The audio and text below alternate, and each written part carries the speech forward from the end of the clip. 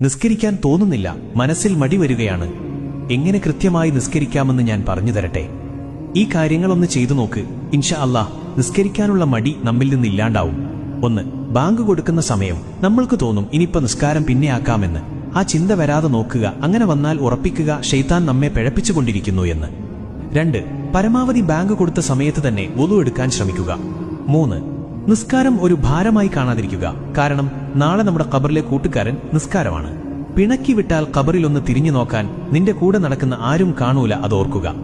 4. സ്വർഗത്തിന്റെ താക്കോൽ നിസ്കാരമാണ് എന്ന് റസൂലോര് തന്നെ പറഞ്ഞതാ. അതെപ്പോഴും ഓർമ്മയിലുണ്ടാവുക.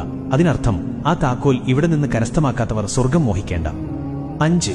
കുറച്ചു കഴിഞ്ഞു നിസ്കരിക്കാം എന്ന് തോന്നുന്ന സമയം ഖബർ, മഹ്ശറ, വിചാരണ ദിവസം, സിറാത്ത്, നരകം, ഈ സ്ഥലത്തൊക്കെ നമ്മൾ ഒറ്റക്കാണ് എന്ന ബോധം എപ്പോഴും മനസ്സിലുണ്ടാവുക.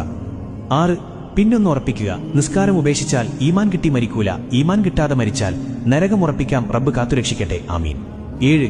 എപ്പോഴും ഓർമ്മയിലുണ്ടാവുക, ഈ വഖത്ത് ഒഴിവാക്കിയാൽ ഒരുപക്ഷെ അടുത്ത വഖത്ത് ഒഴിവാക്കാൻ നീ ഉണ്ടാവില്ല എന്ന്. നിസ്കാരം ഒഴിവാക്കുന്നവർക്ക് ആയുസ് കുറയും, ദാഹിച്ചു മരിക്കും, ഖബറിൽ തീ നിറക്കപ്പെടും, സ്വർഗത്തിന്റെ വാസന പോലും കിട്ടില്ല. 8. എപ്പോ നിസ്കാരം ഒഴിവാക്കണം തോന്നുമ്പോഴും ഓർത്തോ, നീ നിസ്കാരം ഒഴിവാക്കി സമ്പാദിക്കുന്നതൊന്നും നിനക്ക് ഉപകാരപ്പെടില്ല, നഷ്ടങ്ങളല്ലാതെ.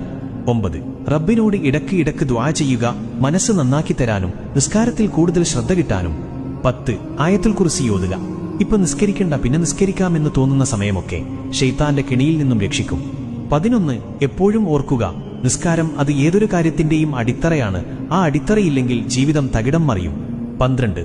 ദിവസവും ഒരു 10 വട്ടമെങ്കിലും സ്വലാത്തുൽ ഫാത്തിഹ പതിവാക്കുക. ഇത് മനസ്സിനെ നന്നാക്കും. ഇങ്ങനെയൊന്ന് ചെയ്തു നോക്ക്, ശരിയാവും ഇൻഷാ അല്ലാഹ്.